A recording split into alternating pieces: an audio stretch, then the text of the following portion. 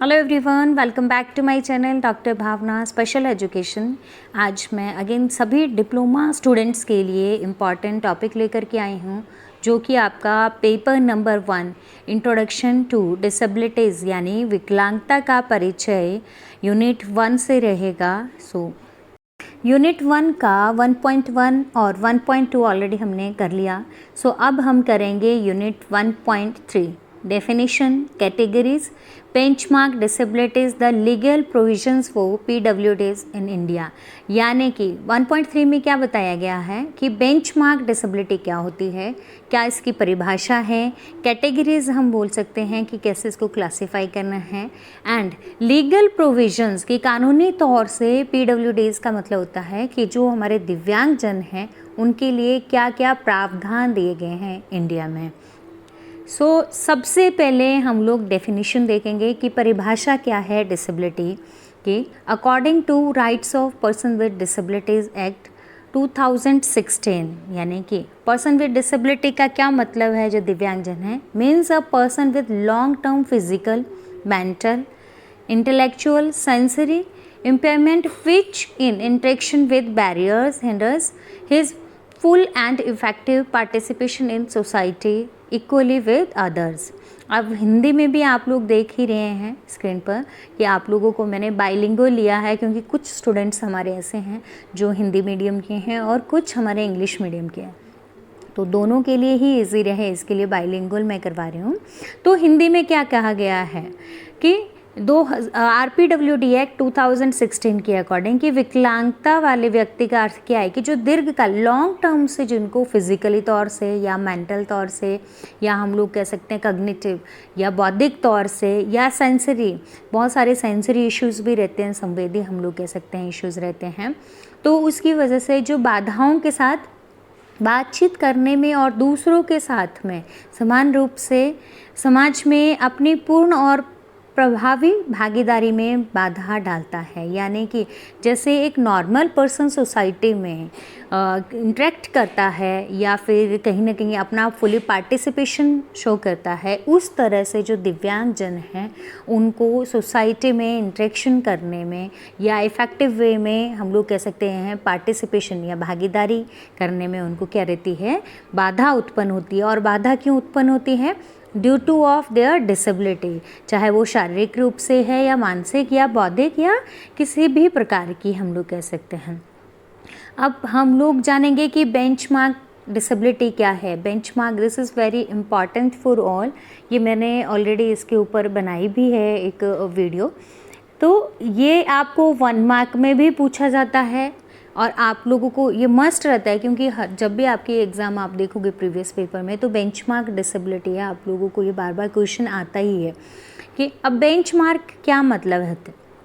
According to the rights of person with disabilities act 2016, अब 2016 में RPWD act आया था, उसके अकॉर्डिंग क्या बोला गया, a person with benchmark disability means a person with not less than 40% a specified disability as certified by the certifying authority।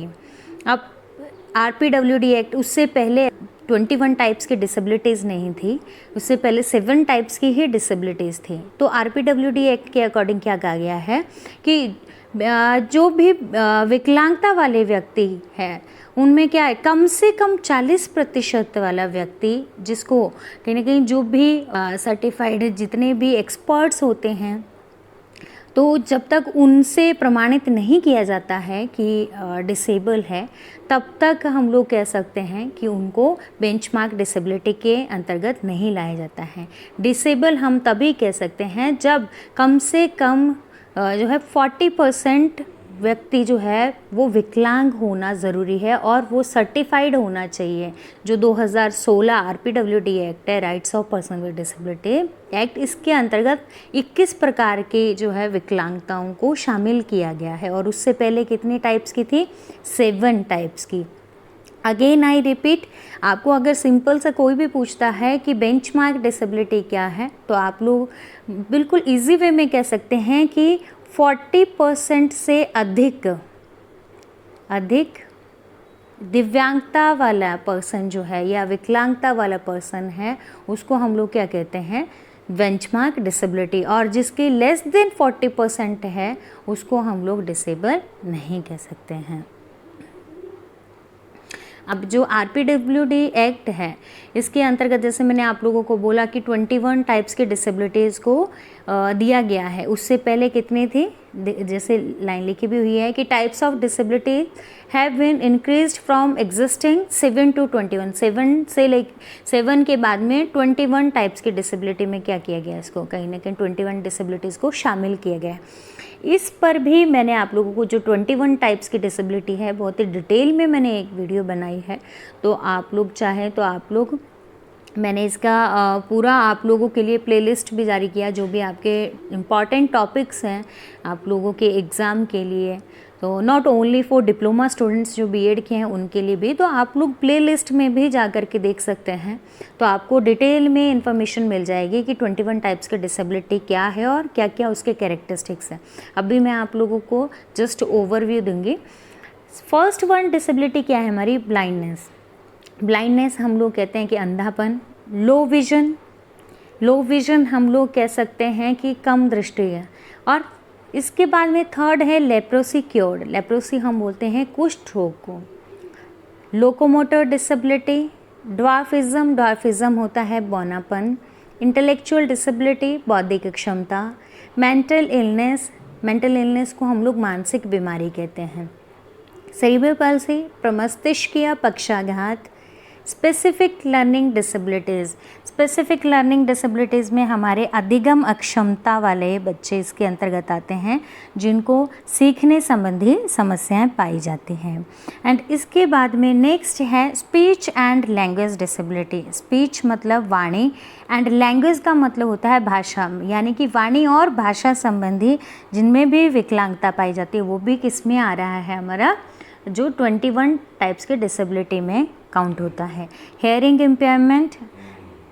Impairment जिनको सुनाई देने में अक्षमता रहती है। मस्कुलर डिस्ट्रॉफी लगभग 10,000 बच्चों में से एक होता है जिसमें धीरे धीरे हमारी मसल जो है वो वीक हो जाती है और एक टाइम ऐसा आता है जब पूरा शरीर हमारा जो है काम करना बंद कर जाता है। अब इसके बाद में नेक्स्ट है एसिड अटैक विक्टिम जो भी हमें लग रहा है कि 40% से ज़्यादा का जिनकी बॉडी अफेक्टेड रहती है, यानी कि एसिड अटैक से अगर कहीं प्रभावित है तो वो भी बेंचमार्क डिसेबिलिटी में हमारा आता है।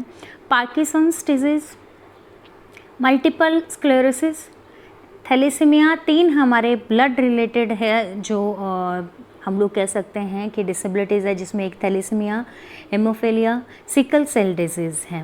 एंड इसके बाद ऑटिज़म स्पेक्ट्रम डिसऑर्डर, स्वलीनता हम लोग कहते हैं हिंदी में। क्रॉनिक न्यूरोलॉजिकल कंडीशंस भी हमारे डिसेबिलिटी के अंतर्गत आती हैं। एंड मल्टीपल डिसेबिलिटीज़ इंक्लूडिंग हम लोग कह सकते हैं डेफ या ब्लाइंडनेस। ये हमारे मल्टीपल डिसेबिलिटी को हिंदी में हम लोग कहते हैं बहुविकलांगता। अगेन आई रिपीट कि डिटेल में जाने के लिए आप लोग प्लीज़ जो प्रीवियस वीडियो है उसको ज़रूर आप लोग देखिएगा। अब इसके बाद में जो नेक्स्ट हमारा है वो है कि legal provisions for PWDs in India, यानी कि भारत में जो लीगल कानूनी कौन कौन से प्रावधान प्रदान किए गए हैं जो हमारे दिव्यांगजन हैं उनके लिए। अब आप लोग जैसे देख ही रहे हैं स्लाइड में कि इसमें तो नॉर्मल के समान ही इक्वलेंट किनको लाया गया है, हो those are children with disability. अब आप जैसे देख रहे हैं कि फिजिकल डिसेबिलिटी वाले जो दिव्यांगजन हैं उनको भी एक समान ला गया है जैसे कि नॉर्मल हैं। अब लीगल प्रोविजंस क्या क्या हैं, सबसे पहले फर्स्ट पॉइंट में है the RPWD act 2016 provide several legal provision to protect the rights and promote the welfare of PWDs in India. यानी कि जो RPWD अधिनियम है 2016 का, इसमें क्या बोला गया है कि भारत में जो भी दिव्यांगजन हैं उनके अधिकारों की रक्षा और कल्याण को बढ़ावा देने के लिए कई क्या है कानूनी प्रावधान दिए गए हैं। अब एंड सेकंड क्या है, it ensures non discrimination and equal opportunity for PWDs in various aspects of life. Non discrimination हम लोग हिंदी में क्या कहते हैं कि बिना भेदभाव के या गैर भेदभाव के सभी को क्या करना है, समान अवसर प्रदान करने हैं। To provide equal opportunities for person with disabilities in various aspect, मतलब हर पहलू से, चाहे वो शैक्षणिक बोले हम लोग या हम लोग शारीरिक बोले या हम सोशल बोले, हम हर एस्पेक्ट से क्या है, जो लाइफ के हर एस्पेक्ट से इनको क्या करना है, हमने इक्वल अपॉर्चुनिटीज़ देनी है। कहीं भी हम डिस्क्रिमिनेट नहीं करेंगे, चाहे जॉब सेक्टर का है या चाहे वो शिक्षा लेने का अधिकार है, हर अधिकार को इनको प्रोवाइड करना है और इनकी फुल्ली हम पार्टिसिपेशन को भी क्या करना है, बढ़ावा देना है। थर्ड है, it mandates accessibility in public spaces, transportation, information and communication. अभी इसमें क्या बोला गया कि यह सार्वजनिक स्थानों, परिवहन, सूचना और संचार में भी क्या करता है, पहुंच को अनिवार्य करता है।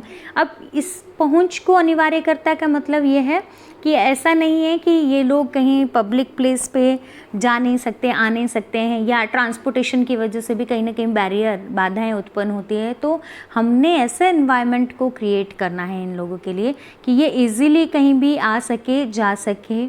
तो इस तरह से हम लोगों को क्या करना है, पहुंच करनी है इनके लिए।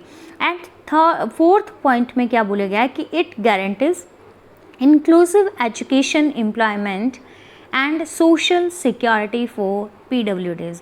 मतलब अब ये क्या, जो प्रावधान इनके लिए क्या प्रावधान प्रदान किया गया है कि इनको समावेशी शिक्षा को प्रदान करना है, एम्प्लॉयमेंट, रोजगार के भी साधन को देना है और सोशल सिक्योरिटी भी होनी चाहिए, यानी कि इनको क्या सामाजिक सुरक्षा की भी गारंटी देता है।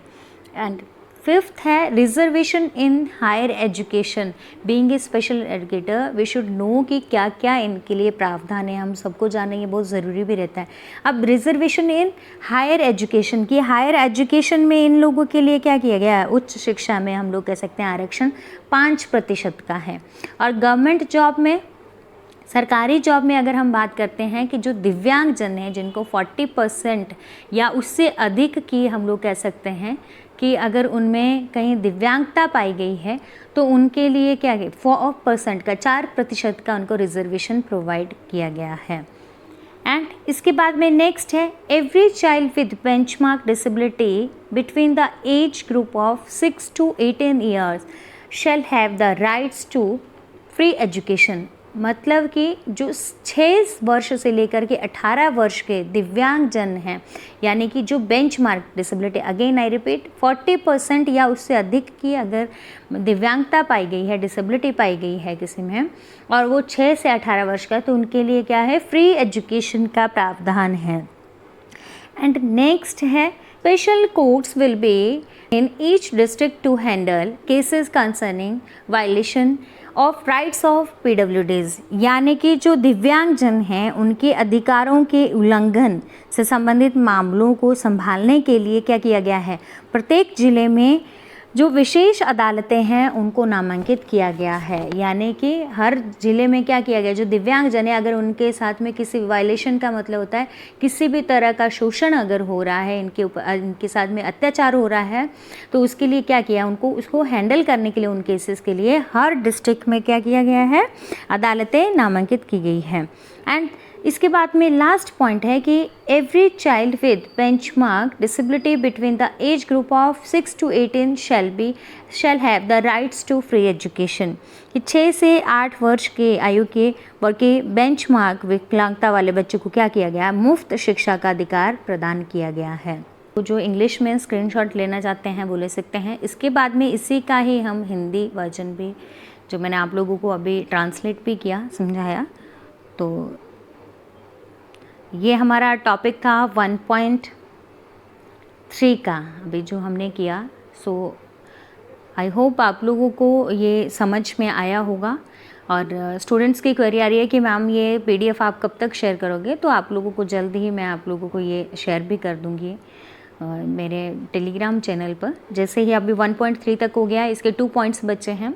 After that I will definitely share this video on my Telegram channel. So इसी तरह की इम्पॉर्टेंट वीडियोस को पाने के लिए प्लीज़ आप ज़्यादा से ज़्यादा स्टूडेंट्स को भी आप लोग शेयर कीजिए, सो दैट वो भी क्लासेस का बेनिफिट ले पाए और टेलीग्राम और जो मेरा यूट्यूब चैनल है, जिसने अभी तक सब्सक्राइब नहीं किया है उसको आप जल्द से जल्द सब्सक्राइब कर लीजिए और टेलीग्राम चैनल को ज्वाइन कर लीजिए, क्योंकि सारे नोट्स आपको टेलीग्राम चैनल के माध्यम से ही मिलेंगे। टेलीग्राम चैनल में आप लोगों को बता भी देती हूँ, डॉक्टर भावना स्पेशल